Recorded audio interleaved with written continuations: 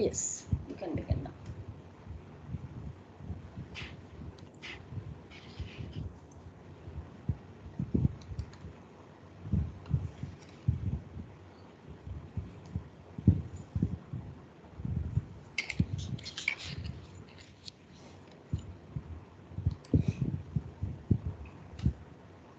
Niharika, you need to start now.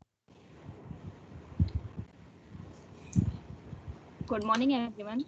I am Niharika Yadav. Today, I am going to host this class presentation in which three of my classmates are going to present their PPT on different ages of English literature. I would like to thank ma'am, all the classmates for giving their valuable time to attend this class. As you know, ma'am has given us her much time and effort for taking us through all the ages of English literature.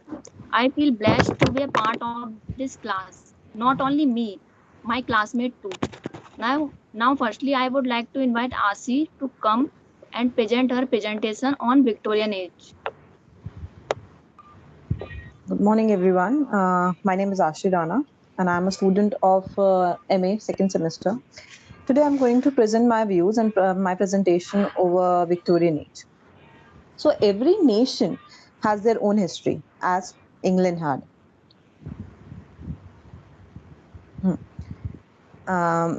We found that there are so many periods like the Elizabethan age, the modern age, the Victorian age, and Romantic age. And at last, here I will like to introduce the age of Queen Victoria in detail. The Victorian age. The Victorian age started in 1832 to 1837 during the reign of Queen Victoria. The Victorian age is one of the most remarkable periods in the time of modern history. It was an era of material influence, political conscience, democratic reforms, industrial and mechanical progress, scientific advancement, social unrest, educational expansion, empire building, and religious uncertainty. The Victorian age was essentially a period of peace and prosperity for England. So, when we move forward to the Victorian age, we need to know what are the contents. The content that we are going to study in this presentation is who was Queen Victoria, what is Victorian era, the historical summary, the literary characteristics, the characteristics of Victorian era, novel, poetry, impact on Victorian literature, its salient features, the timeline, the major event that happened there, and what was Victorian era famous for. Its famous work, famous novelists, poets, overview, and the conclusion. So let us begin. The first thing that we are going to study today that I'm going to tell you is who is Queen Victoria? Who was Queen Victoria? Victoria Alexandria. She was born in 1819 and she was the granddaughter of George III. When King William died, she was the only heir to the throne. Since the king had no children, she became queen in 1837 at the age of 18, and then she took over. When she took over, there was a little respect to the kingdom, to the throne. People do not used to respect the throne much, but she brought back that respect, that royalty, the loyalty towards the throne as well. During her time, England was at its peak in everything. People adored her, but she didn't make that day-to-day decisions for the country like her ancestors did. She just gave advice to the parliament and prime minister, who were the ones, and they used to take the decisions for her. Now, since the Victorian era started with Queen Victoria, it had a relation towards her. Victorian era in British history, the period between 1820 and 1914, as we say, it's not roughly, but not exactly the period of Queen Victoria. Since she died in 1901, the Victorian era extended to 1940. This era was basically classified as a class based society. As we'll study earlier, a new class was formed, middle class was born here. People started having their taking their own decisions. They were able to vote. A number of people started studying. They started reading. They started getting educated. There was a rise in economy as well. Britain's status became one of the most powerful empire in the whole world. It became rich in culture. It has a stable government, growing state, and expanding franchise as well. People become working, and there was a decline in the global political and economic power relative to other major powers, including the US. but the decline was not acutely noticeable until it. So this is the world map that shows us how the Victorian era, where the Queen Victoria reigned.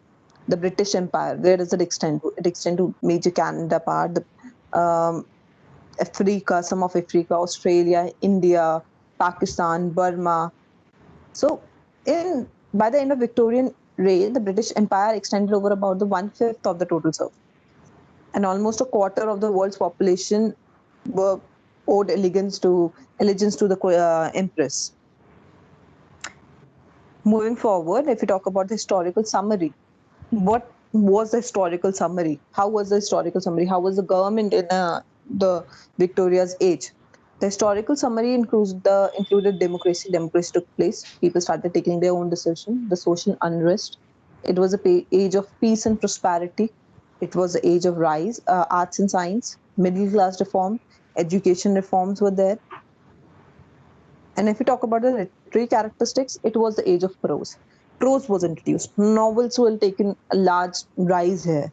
The moral purpose, people started rising with their moral purpose. Idealism, education, revolt, new things started emerging into it. Now, when we study about the Victorian era, we need to know what are the basic characteristics of Victorian era. How Victorian era started. What are the things that were included in Victorian era? The literary figures of the Victorian age, they were endowed with marked originality, outlook, character, style. Everyone was praising each other. The literature was essentially the age of prose and novel. We found development of prose and novel of this age. Thought the age produced many poets, and two who deserve to rank among the greatest are W.J. Long. Nevertheless, this is empathetically an age of prose and novel. So, if we talk about the major characteristic of this literary period, we'll first talk about the Industrial Revolution. The Victorian age is the era of political peace, prosperity, and as a result, it brought the industrial progress also. And this industrial revolution gave birth to industrial economy. Economy was at peak. Many factories and mills were established across the country. Industrial revolution also brought the social disorder and economical sorrow in the society. As a result, the two classes came into existence. One of the two sides were there, the rich and the poor, and a new side emerged, the middle class emerged in that age. As a result, the rich people, the mill owners and the capitalists, while on the other side there was poor, laborers and factory workers. As a result, a wave of social unrest blew over the England. The influence of the social unrest found their expression in the work of the writer like Matthew Arnold and Charles Dickens. Next, when we talk about the Victorian realism, the literature of the Victorian age's literature is rather focused on the reality rather than the romance, as of the previous era, the Romantic age. In the Victorian literature, one can experience a feeling of a return from solitude to society. In the Romantic era, the people were writing about the love towards the people, love towards nature, love towards the country. But in Victorian era, the people started writing about the reality of how they were dealing with it, from concepts to issues, from spiritualism to pragmatism, from optimism to agnosticism, and from lyricism to criticism. During this time, literature became an instrument of social reform. And the Victorian literature was marked with focus and with aims, particular aims that people had. The third chief characteristic was the uniqueness of individuality. The writers of this age were gifted with striking originality in their work. Their style, the method, the characters, the viewpoint, the uniqueness of their characters was a typical characteristic of this era. Charles Dickens was one of the most original writers and novelists in this age. The works of Bronte sisters, Wuthering Heights, as we have learned already, and they were characterized by the lovely, lonely path of their work. In the work of Lord Macaulay, we find the energy and venture of the Victorian self-made man. William Thackeray loved to follow haphazard path in the conduct of the stories. Then another characteristic was that this was the age of prose and novel. During the Victorian age, among all the literary forms, novel was looking like the brightest star in the sky of England. In this age, we had great novelists like Charles Dickens, Emily Bronte, Charlotte Bronte, Anne Bronte, George Eliot, Thomas Hardy, William Thackeray, and George Barrow. In this age, some of the famous novels of Charles Dickens were Oliver Twist, A Tale of Two Cities, and Great Expectations. The next is the deep moral note. The prose and poetry of this era was motivated by definite moral note. People were talking about their morality. They were giving the message towards it. They were teachers of England and wanted to uplift and instruct their fellow men. The psychological studies of George Eliot brought out the underlying truth of human life. Then the scientific spirit.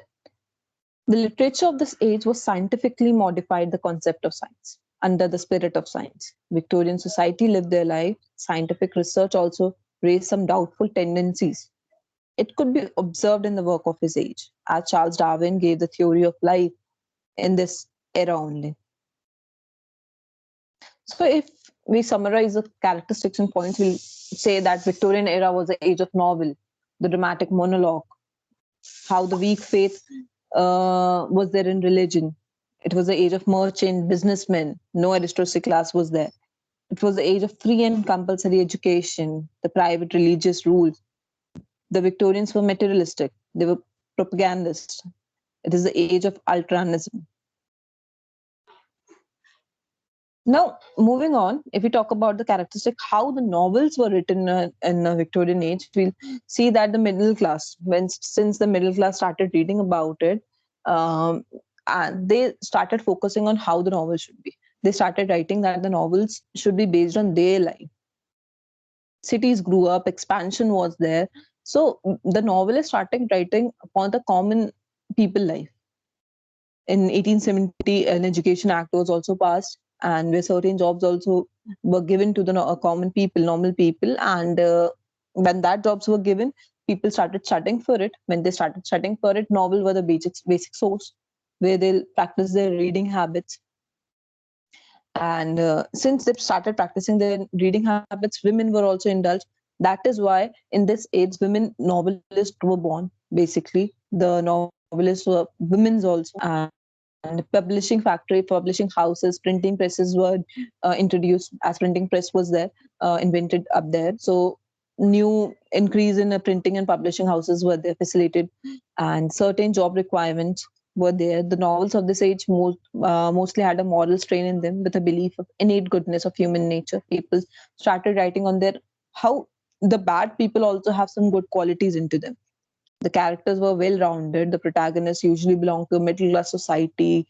They struggle how they would grow up, and they create a cliche for himself industrial mechanical world, and how they used to grow up. Their love stories were included, and how they used to fight for everything up there. The stress wasn't realism, an attempt to describe the daily struggles of ordinary men that the middle class reader could associate with. The novel as a form became the medium where concerns of women were also raised. How women were married earlier, how women have no right to study, and how they have to face everything in their life.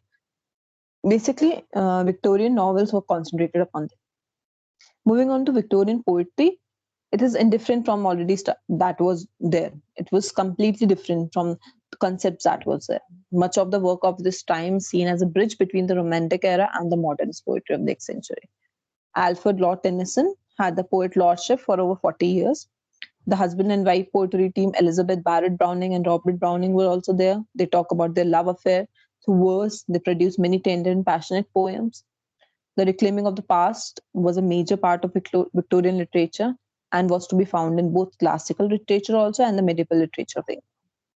The Victorians loved heroism, heroic chivalrous stories of knights of old, and they hoped to regain some of the noble courtly behavior and impress it upon the people, both at home and in wider empire.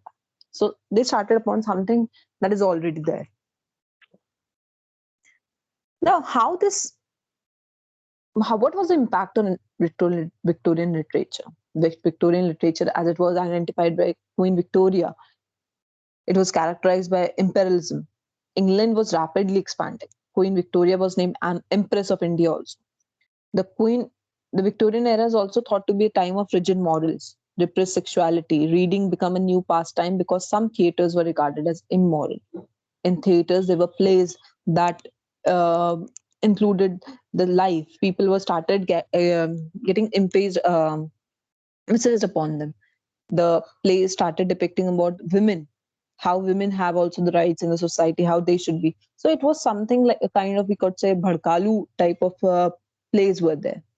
And since people were not sent to the drama clubs or the plays, so they used to start reading novels. They couldn't identify what other people could think of it. Homosexual behavior was regarded as a criminal offense, and several writers were sentenced to hard labor for engaging in homosexual activities also. Now, the Victorian literature also had some salient features, as we have already talked about. It is the note of individuality was there. It was the age of prose novel, the moral note. People started writing about their morality, the conflict between religion and science. Outstanding feature of the Victorian age is the conflict between religion and science. Many artists praised religion. Browning said that God is a heaven and all is right with world. Arnold too regrets for the loss of faith in his poems like Dover Beach. But Darwin and others followed the cause of science. They were like, science is a reality that we should live. It's not, everything is not based on God. People should be based on science. Then there was a note of revolt. The note of revolt is also found in the works of some artists like Victorian age. They have shown revolt against some materialistic tendencies of the age. They started revolting about the ancient things that were happening. Then influence of romanticism. Since the previous age was romanticism, Victorian age gave importance to reign and rationality. However, it would not completely out of from the mainstream of romanticism. The spirit of romanticism continued to influence the work of Victorian age. And more importance were given to human beings than to nature. In romantic age, people were writing good things about the nature, about their lovers. But in Victorian age, people started writing about human beings, then considering it to nature. Now, if we go through the timeline here, what exactly happened, how things happened in Victorian period, what were the things that happened in Victorian period, we can see that in 1837, Victoria came to the throne. In 1838, slavery was abolished in Britain. In 1842, income tax is introduced. That government started taking tax in the form of income tax.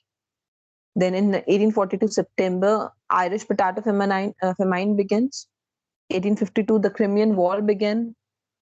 1859, Charles' theory on the origin of species get published. 1869, Suez Canal opened. 1870, the rights to tenants and the right to women were given over the property after marriage. In 1880, education is made compulsory for children under 10. And 1901, Victoria died. Moving forward, when we come across the major events that took place in the era of Victoria, in the period of Queen Victoria, there were a huge growth in population. The population of England more than doubled from 14 million to 32 million was there. Then there was improvement in technology. Britain Industrial Revolution was there. Many factories stated. Many inventions took place. Printing press was formed. And another characteristic was how the world views are changing. In addition to the development in technology, there was emerging scientific beliefs like Charles Darwin theory of evolution, and those things were changing how people in England thought about themselves, how they interacted with the world around them. And most notably, a lot of people were distancing themselves from church. They stopped a new religion was formed, a new part of people were formed. They start distancing themselves. They do not want to follow the church blindly because they now know that everything the church says isn't correct. And finally, there were poor conditions of the working class. The Industrial Revolution led to the distance between the haves and the have-nots, haves and the have-nots growing at a really high rate. And a lot of people, especially artists, writers, they will feel obligated to speak out against what they believe to societal injustice, which if you followed any of the We Are in 1990% movement, it might sound familiar to the things that are happening right now. This isn't an exhaustive list of things that were happening during the Victorian era, but it's just meant to give you a sense of what was going on and why that would have inspired the writers of the time to write what they want. The famous things that happened in Queen Victoria's era was the progress of inequality. It was a time of world's first industrial revolution, political reform, social change was there, Charles Dickens, Charles Darwin, a railway boom, the first telephone, the telegraph, they were introduced in the Victorian era. The famous work of Victorian era was Oliver Twist by Charles Dickens, The Pride and Prejudice by Jane Austen, Jane Eyre by Charlotte Brown, the two famous paintings, Ophelia, as you can see here, and Nocturne in Black and Coal, The Falling Rocket. If you talk about the famous novelists, we have Emily Bronte, Charles Dickens, Arthur Conan Doyle, Oscar Wilde, Thomas Hardy, George Eliot. And if we talk about the famous poets, there was Christine Rossetti, Elizabeth Barrett Browning, William Blake, Alfred Lord Tennyson, Robert Browning, and Rudyard Kipling. Now, if I overview the Victorian period, I would say that this age was hence an important age among all, as it saw the rise of novel as a genre and a form which itself saw transformation within the period. From romanticism to realism, politics to passion, optimism to pessimism, the novel could successfully deal with the changing mood of the society. Class, gender, individualism, society, all were given space to the novel. The period was known to have witnessed the massive changes of Britain from an agrarian to industrial landscape. All concerns inform the novel, and the novel has made into perhaps the most important genre of the age, and once that anyone would follow. To conclude this era, I would say that at the end we realized that society people worked less and still had more money. There was a huge difference between a higher class and the lower class people. They wore fine clothes and they experience and enjoy everything that they have. But the lower class, they couldn't. They didn't have much money, but they have to do a lot of work. The higher class was also the only class where women completed education. The lower class women are not allowed to do that because they don't have money for that. And in this age, the middle class was just in the middle.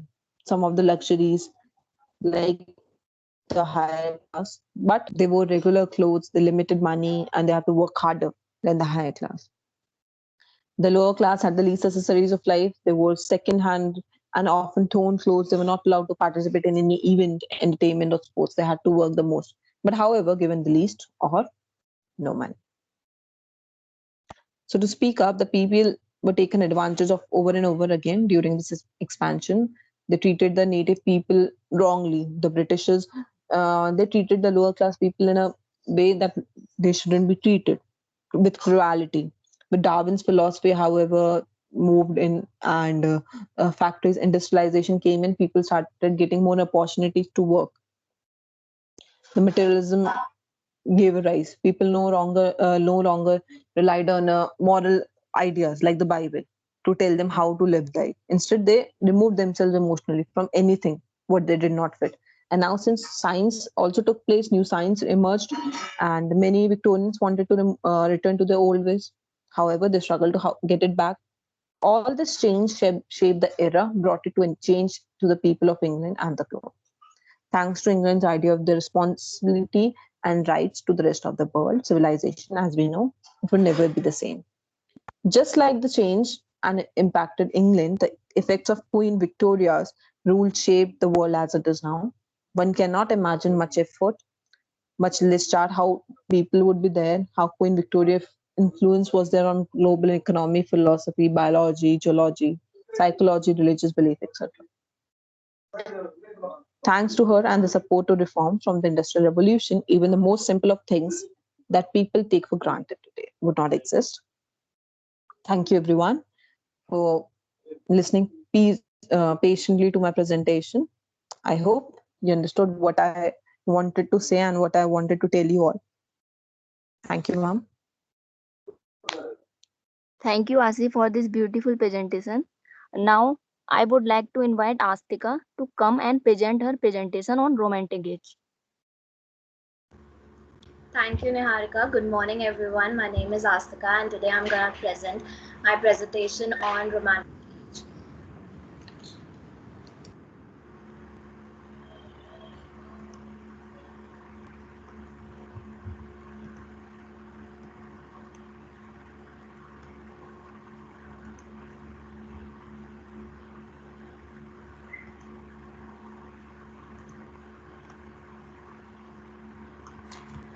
Okay, so this is the information and the content I have collected for you all. Uh,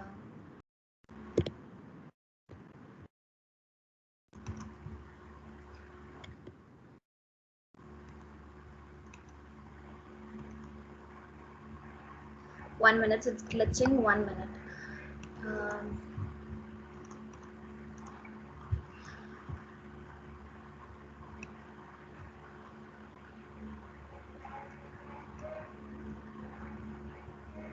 Okay, I would start from what is Romantic Age. It was a literary, artistic, and intellectual moment originated in Europe, a reaction against the Industrial Revolution, the Enlightenment, and Neoclassicism. The age before Romantic Age was the Neoclassicism, so you get the idea why it is written Neoclassicism. The next, a little history. What was Industrial Revolution? It began in 1760. New invention meant mass production of goods could be produced more efficiently. Rural workers in cottage businesses and agriculture had little choice but to seek work in factories, mills, and mines. Women and children worked to help support the family. Cities becomes the center of poverty and deprivation. Building new physical and commercial infrastructure took priority over the individual and nature. Next we have like from where the romanticism came from, like why do we use the word where it came from. In the Middle Ages, romance denoted the new vernacular language. Vernacular language means one which is not official and not written, derived from Latin in the contradiction of Latin itself, which was the language of learning. In Normansier, I may not pronounce it very correctly, but I'm just trying it out. Romancer, romance, meant to compose or translate books in the vernacular. The work produced was then called romance, Roman, romanzo, and romance. Then, when did the Romantic Age start and end? The Romantic period began roughly around 1798 and lasted until 1837. The Romantic period in the English literature is taken to begin with the publication of Wordsworth and S.T. Coleridge's lyrical ballads and end with the death of the novelist Sir Walter Scott. So, yes. Next, we have the 5 I's of Romantic era: the intuition, individuality, idealism, imagination, and inspiration. And next, we will move forward to the characteristics of romanticism. The first one is the glorification of nature. The reason why I took the background as also related to nature was this, because Romantic Age was mostly around this nature, the glory of nature, the feeling, the emotions. So, the nature in all its unbound glory plays a huge role in romantic literature. Romantic poets and writers give personal, deep description of nature and its wild and powerful qualities. Nature often presented as a work of art from the divine imagination, nature as a healing power, nature as a refuge from civilization, nature viewed as organic rather than mechanical, nature viewed as a source of refreshment and meditation. The qualities of nature. Next, we have the emotion and acceptance of emotion. Awareness and acceptance of emotion. A focus on emotion is a key characteristic of nearly all writing from the Romantic period. When you read work of this period, you will see feelings described in all forms, including romantic and filial love. Filial love here is the love between a child and a mother. Fear, sorrow, loneliness, and more. Great emphasis on the importance of intuition, instincts, and feeling. Next point, Wordsworth's definition of good poetry as the spontaneous overflow of powerful feeling was a turning point in literary history. Next, we have the celebration of artistic creativity and imagination. In contrast to previous generation, focused on reason, writers of the Romantic moment explored the importance of imagination and the creative impulse. Romantic poets and prose writers celebrated the power of imagination and the creative process, as well as the artistic viewpoint. They believed that artists and writers looked at the world differently, and they celebrated that vision in their work. Okay, the next point is the emphasis on aesthetic beauty. Romantic literature also explores the theme of aesthetic beauty, not just the nature but the people as well. This was especially true with description of female beauty. Writer praised women of the romantic era for their natural loveliness rather than anything artificial or constrained. Okay, the fifth characteristic is theme of solitude. Writers of romantic era believe that creative inspiration came from solitary exploration. They celebrated the feeling of being alone, whether that meant loneliness or as much needed quiet space to think or create. There are few more characteristic of romantic age focus on exorcism and history, spiritual and supernatural elements, vivid sensory description, use of personification, focus on self and autobiography. Next, we have the difference between the neoclassicism and romanticism, where the neoclassicism used reason, romanticism used emotion, um, order, spontaneity, balance, individual, objectivity, subjectivity, industrial, nature, formal, informal, society, untamed, structure, imagination, and where neoclassicism used symmetry, romanticism used supernatural. Um, then we will come to some of the famous poets, writers. They are all mixed up. I haven't made them separately. So the first was William Blake, and then it was S.T. Coleridge, P.B. Shelley, John Keats. So next we have Sir Walter Scott and Mary Shelley, who was the wife of P.B. Shelley. Okay.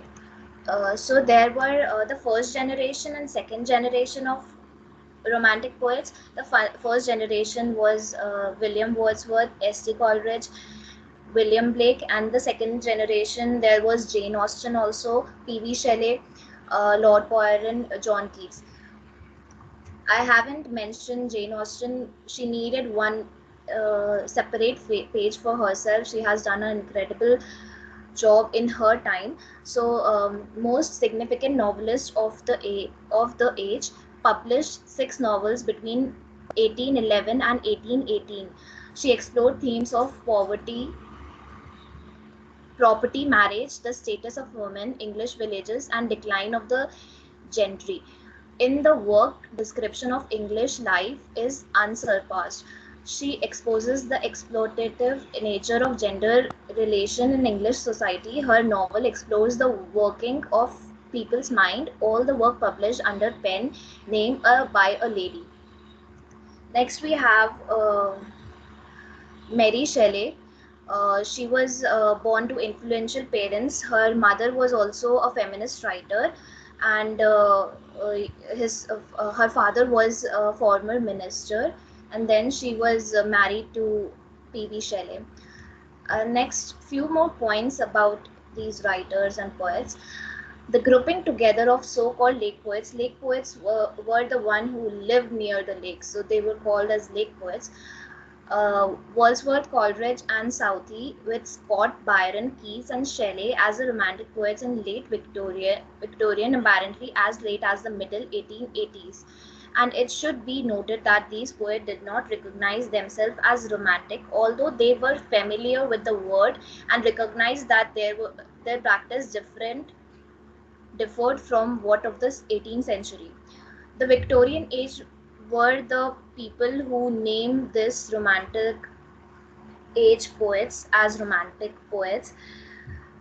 So next we have the reaction to the standard literary practice and critical norms of the 18th century occurred in many areas and varying degrees.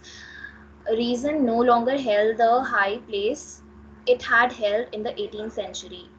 Its place was taken by imagination, emotion, and individual sensibility.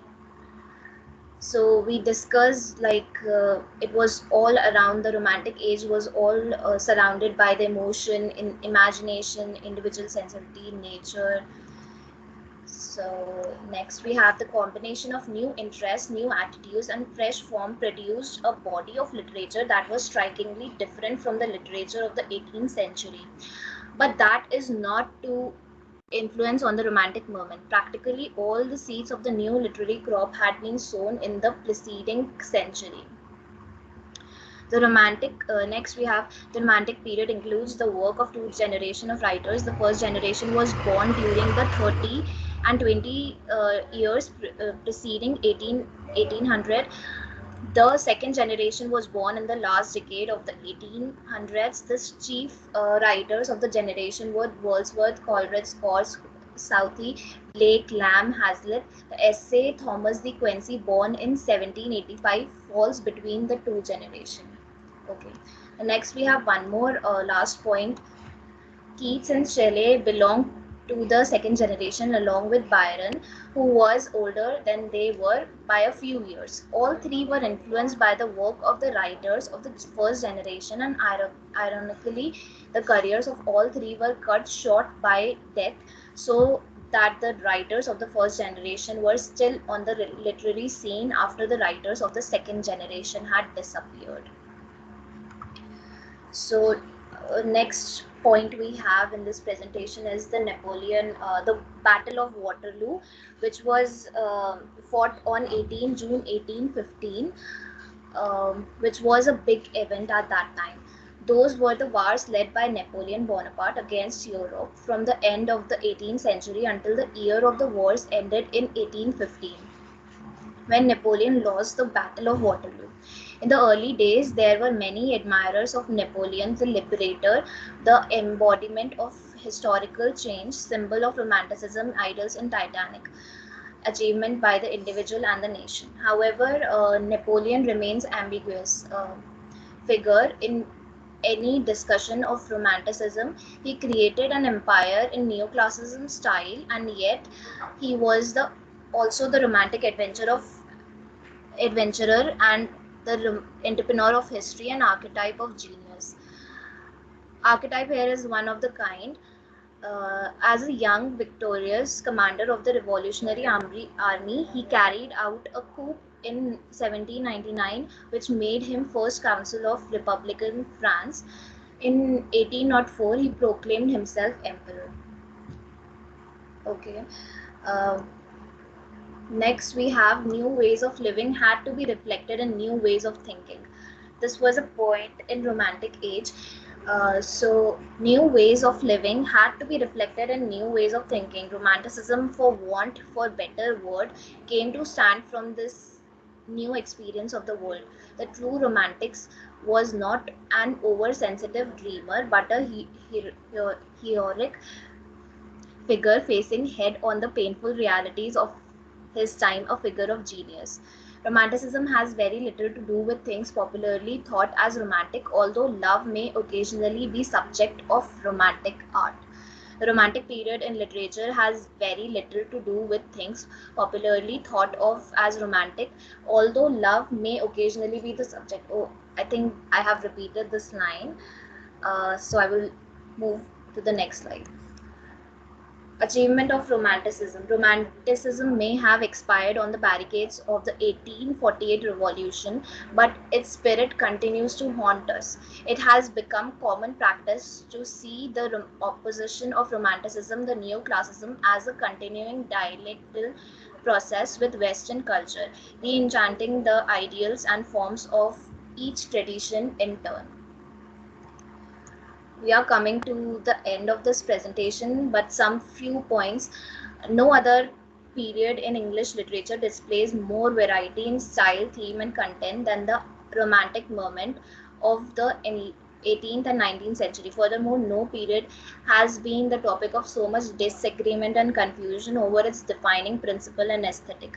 In England, Romanticism had its greatest influence from the end of the 18th century up to 1832, all the way to about its primary vehicle of expression was in poetry. Romanticism is a moment in art literature in the 18th and 19th century in revolt against the neoclassicism of the previous century. And the German poet Friedrich Schlegel, I don't know how to spell his the last name, who is given the credit for first using the term romantic to describe literature, defined it as literature depicting emotional matter in an imaginative form. Okay, so last we have the summary. The Romantic era was overall an era of artistic and musical creativity that focused on emotion, faraway places, nature, and many other topics. The Romantic era led directly to Victorian age, which shares some similarity with the Romantic era but is mostly different because of the opposing values both eras had towards each other. um, and I have some more summary I have written. I would like to just share it out. Romanticism is one of the most important historical events of all times. Unlike a lot of what gets called history, Romanticism isn't a war or a piece of technology or a political event. It refers to the birth of a new set of ideas. It is about a mindset and a way of feeling. And here I would like to end my presentation, and that's all from my end. Thank you.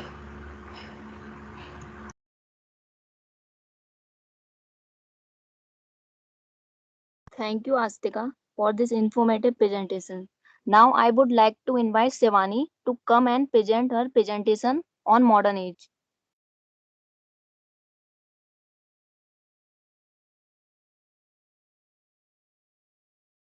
Thank you, Niharika, for this beautiful introduction.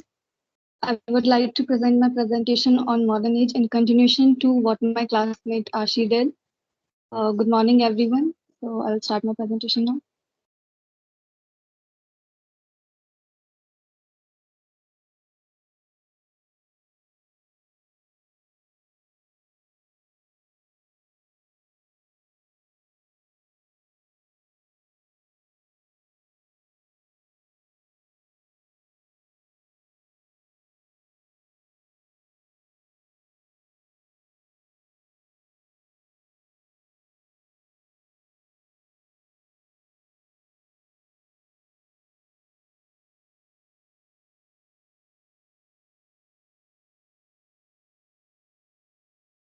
Modernism, a movement that paved a way to the present. So we would continue reading what are all the contents from the presentation. We'll know the introduction of modernism, then we will define what is actually a modernist art, forces that shaped modernism, some important characteristics and features. Then we'll see how modernism influenced the society of that age, and how Victorian age transformed into modernism. Modernism as a literary movement, some characteristics of the modernist literature, and other contemporary movements that followed modernism. Then we'll discuss modern poetry, modern prose, and modern drama. So first, we'll know the introduction. Modernism is both a philosophical and an art movement that arose from broad transformations in Western society during the late 19th and early 20th centuries. The movement reflected a desire for the creation of forms of art, philosophy, and social organizations which reflected the newly emerging industrial world, including features such as urbanization, new technologies, and war. Artists were trying to depart from traditional forms of art, which they considered outdated or obsolete. So, how can we define a modernist art? What actually makes some piece of literature or art modernist? So, a style or movement in the art that aims to depart significantly from classical and traditional forms. In other words, we can also say that modernism is a movement towards modifying traditional beliefs in accordance with modern ideas. What were the main forces that shaped modernism? How did we came from a Victorian age of stability to modernism? First and foremost reason is innovation. By the late 19th century, the world was a bustling place transformed by all of the new discoveries, inventions, and technological achievements like electricity, the light bulb, the automobile, plane, combustion engine, and so forth. While on one hand, these created an optimistic aura of a worldly paradise, we also see how the new technology quickened the pace through which people experience life on a day to day basis. Thus, the change that we witnessed was not gradual and slow, but a rapid urbanization process, and it somehow shook the grounds on which the stable Victorian age was foundational. The next reason for modernism is world wars. It was the year 1914 when the First World War started, and it is also called the First War of Mass Destruction, a war in which many nations lost millions of precious lives. With advancement and weapon development, like widespread use of automatic weaponry, war became about mass casualties, and we see how over 9 million casualties were counted in the First World War, a change that many felt was so inhuman and downright evil. Not much later, we saw the beginning of another end, the Second World War. And the effect of both of these wars fought between different nations throughout the world was about the realization that man was perfectly capable of destroying what he had already created. The next reason for modernism is recession, the economic depression.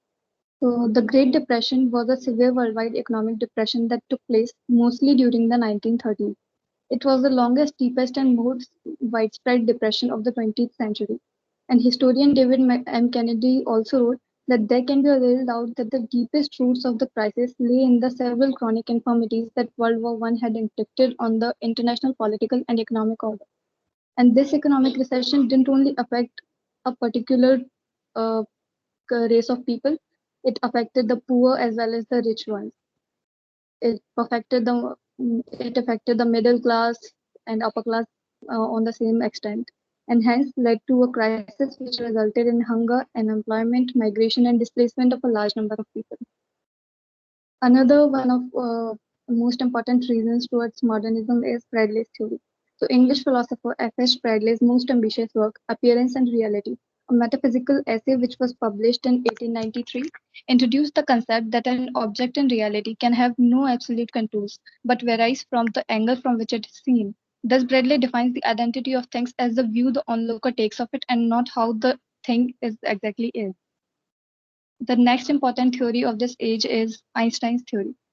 In one of the most seminal works of the 20th century on the electrodynamics of moving bodies, Albert Einstein's theory of relativity held that if for all frames of reference the speed of light is constant and if all natural laws are the same, then both time and motion are found to be relative to the observer.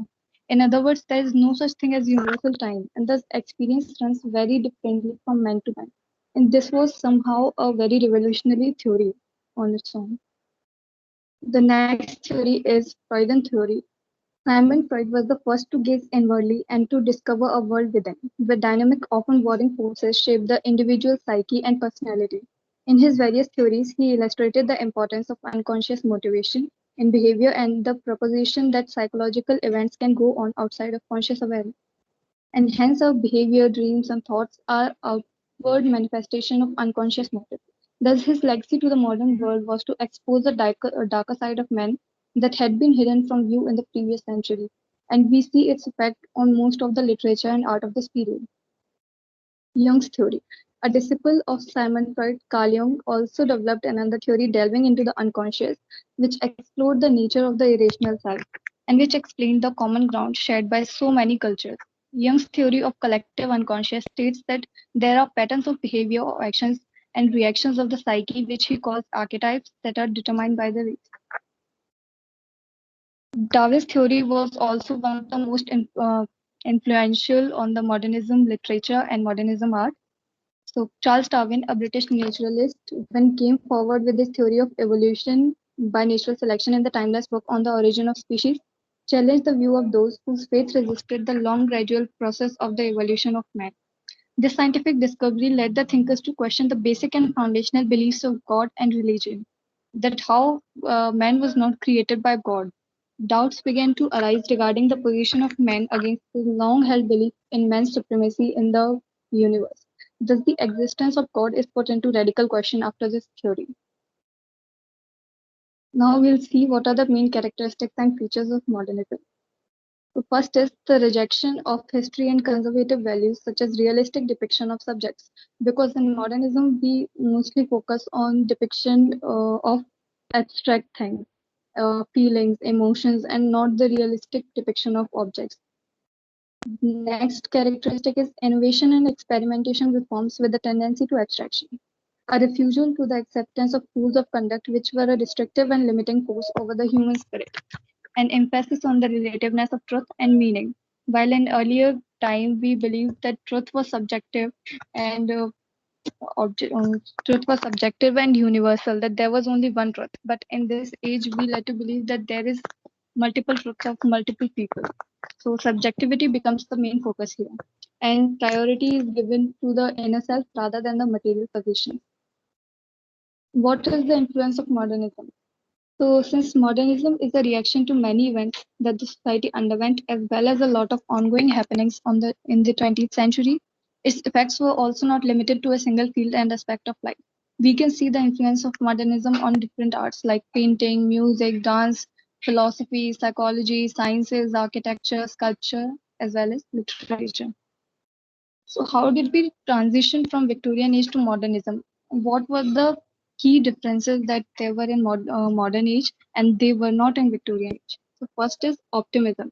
Victorian age was based on optimism. There was because the society was too stable at that time. While in modernism, after World Wars and all the destruction, we see melancholy and pessimism. There were traditional beliefs in Victorian age, while in modernism, we see a modern view of things. There are no such traditional beliefs and religious aspects. In Victorian age, there was blind faith in God, which we gradually lose when we move to modernism. Victorian age was totally society centric, while in modernism, a whole lot of attention is given to the individual. There were moral values in Victorian age, we can see a collapse of moral values in the modernism. Victorian age was based on realism. We focused on the reality of objects, universal truths, while in modernism, we reject realism. In the Victorian age, there is an omniscient, intrusive narrator, which is the voice of the author. While in modernism, there is the eclipse of the narrator and varied point of views that gives reader the freedom to explore their imagination. In Victorian age, wars mainly highlighted the feeling of nationalism that when we fight wars, we are nationalist, we have respect for our country, we love our country. While when we move forward to modernism, because people see the destruction that was brought, we only wars are only highlighted by the destruction. In Victorian age, there is a linear chronological concept of time, while in modernism, there is no chronological concept of time, and we see works where there is simultaneous concept of time. There were belief in objective nature of concepts in Victorian age, and in modernism, there was belief in subjective nature of concepts. Now we'll move forward to what is modernism as a literary movement. Literary modernism or modernist literature originated in the late 19th and early 20th centuries, mainly in Europe and North America, and is characterized by a self conscious break with traditional ways of writing, in both poetry and prose fiction writing. Modernism experimented with literary form and expression as exemplified by Ezra Pound's maxim to make it new. This literary movement was driven by a conscious desire to overturn traditional modes of representation and express the new sensibilities of their time. The horrors of the First World War saw the prevailing assumptions about society reassessed, and much modernist writings engages with the technological advances and societal changes of modernity moving into the 20th century. What are the main characteristics of modernist literature? We will study some few most important points. So, in the literature of modern age, the individual is given more importance, as we already studied earlier, than the society. Modernist writers made a continuous, constant effort to delve deeper in the human psyche.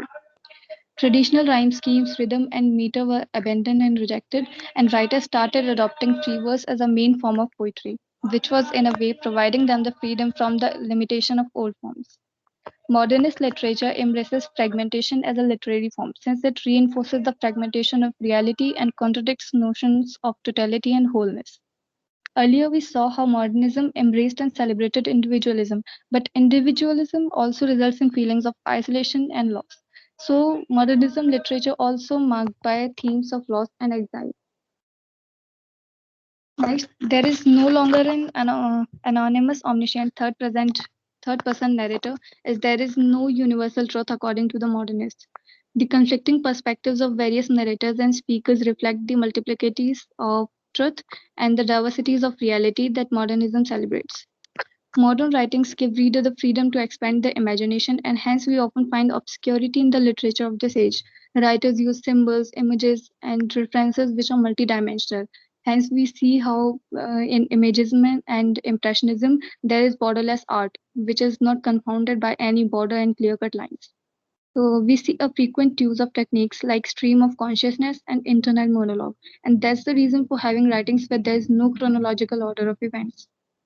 Modernism also abandoned one of the most fundamental types of character, which is the hero. Modern writers kept challenging the stereotypes regarding heroism, which was undoubtedly a revolution on its own, because earlier we never see something like this where there was no hero in a particular literature. Earlier literature was all based on heroist activities. So here modernism also challenged that. Modernist novels did not treat lightly topics about social woes, war, and poverty. Modernist novels also reflect a frank awareness of societal ills and of man's capacity for cruelty. So other contemporary literary movements that were enforced during their time are: first is Imagism.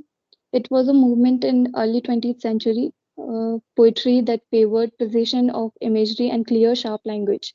It gave modernism its start in the early 20th century and is considered to be the first organized modernist literary movement in the English language. The origins of Imagism are to be found in two poems, Autumn and a City Sunset, by T.E. Hume, published in the year 1909, which was almost the start of the modernism.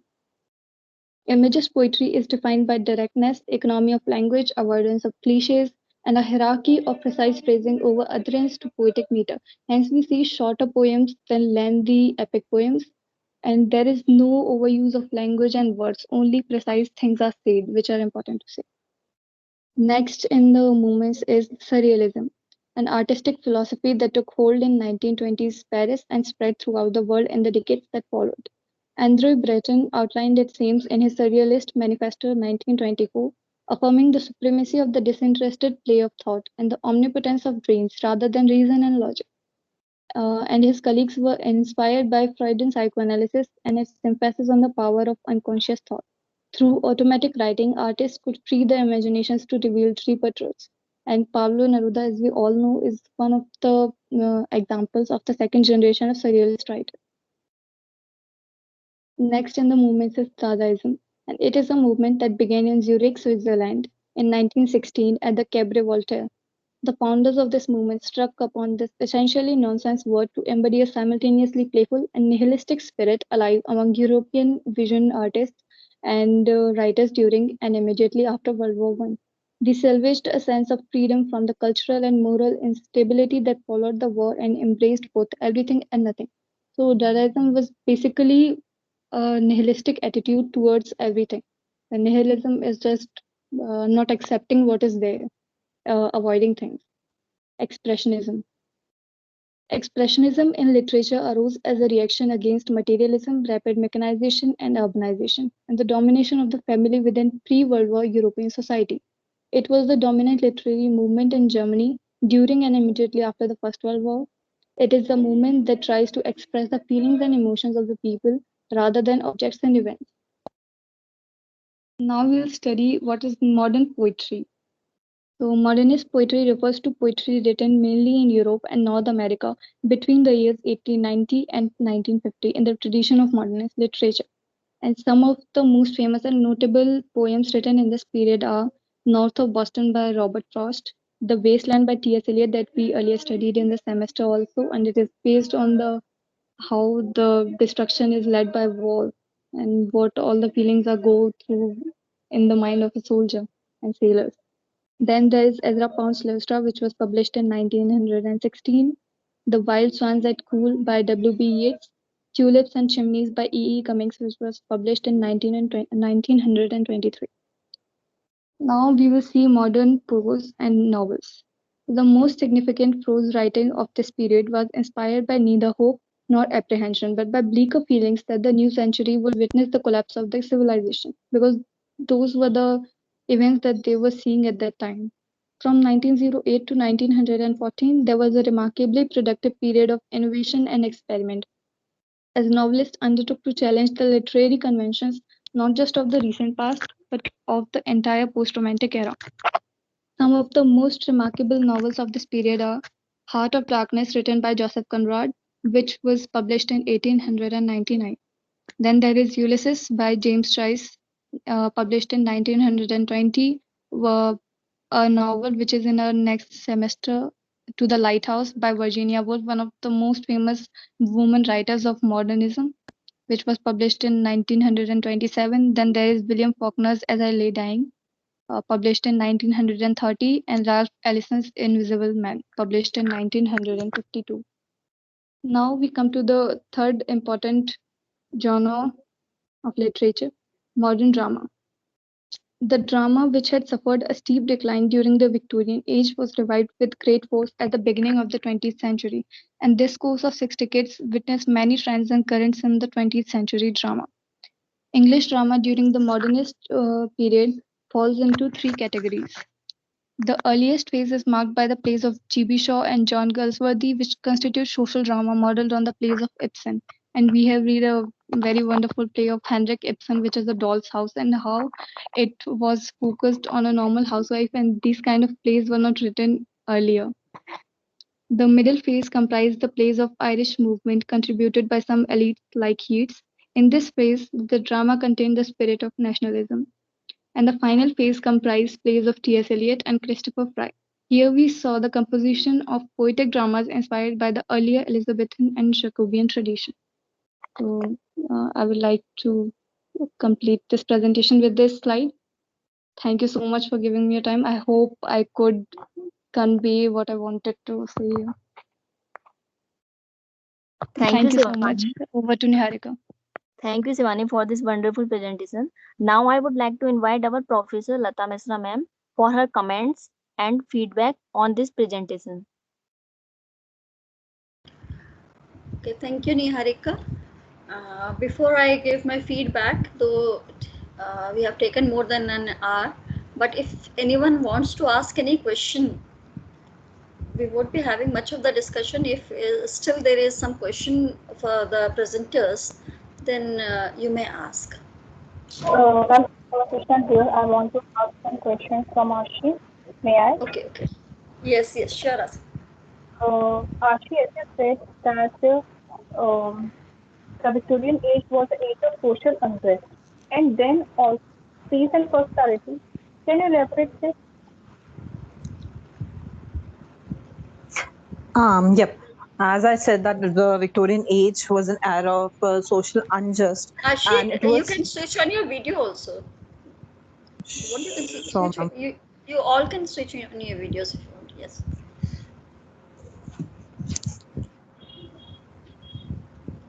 Sure, ma'am. Yes. Since I said that the Victorian era was an era of social unjust and as peace and prosperity. With social unjust, I refer to the period that includes civil disorders, act of mass civil disobedience, strikes, and there is a difference in legality, tactics, that the use of avoidance of violence. And when I say that in Victorian era there were a lot of wars. Civil war was there, and the after effects of the war were also there. And when I say that peace and prosperity, since the Victorian era saw upliftment of industrial revolution, people were given job, different people were there, and as known as the Pax Britannica, an economic, colonial, and industrial constellation, Crimean War was there. In fact, Britain was at war every time during that period. Towards the end of the century, also the policies of new imperialism lead to increasing colonial conflicts, and eventually there were another wars, and the Boer War also there. So the empire size doubled during the era. The later half of the Victorian era roughly coincided with the first portion. Since with the war comes the problems, also comes the difficulties also. But when we talk about peace and prosperity, as England was rising, England were giving opportunities to the people, the expansion of the middle class was also there, the rapid growth of cities was also there, economy was also there. So somehow prosperity and social unjust came hand to hand with that. I'm sure, Asima, are you satisfied? Yes, ma'am, very much satisfied. Thank you. Okay, I'm sure you must be having more questions, and you would be wanting to ask Astika and Shivani and more questions for Archie. But since there's limitation of time, so let's conclude this. And this was your first presentation. And I would say that I thoroughly enjoyed all the three presentations. and due to lack of time, we could not have a discussion session. But next time we will save some minutes for that too. And as far as these presentations, I'm very confident that your presentations will be a valuable addition to our Department of English, KRG College, and they are going to, guide newcomers in the next session. And I appreciate the time and energy that you have devoted for the preparations of these PPTs. Really delighted by the aesthetics that you have displayed in your presentations. Shivani's presentation, especially, I would mention, was so conspicuous by its neatness and clarity. And Astika's aesthetics, choice of her pictures that she had, illustration, Ashi so well explained each and every point with such clarity. So content-wise, all the presentations are very praiseworthy. And I'm sure that all the participants would find this session very stimulating. And we are going to have such presentations regularly in the future, because this time, we all have enjoyed so much. And this is all that I would like to say. Otherwise, I can go on and on praising your presentations, your efforts. So I think we can conclude here. Can we? Yes. We may So, disperse ma'am, now. thank you, ma'am. Oh, all the Thank best. you for All the such best to kind all of words. you. Thank you, ma'am. Yeah. Most welcome. Oh.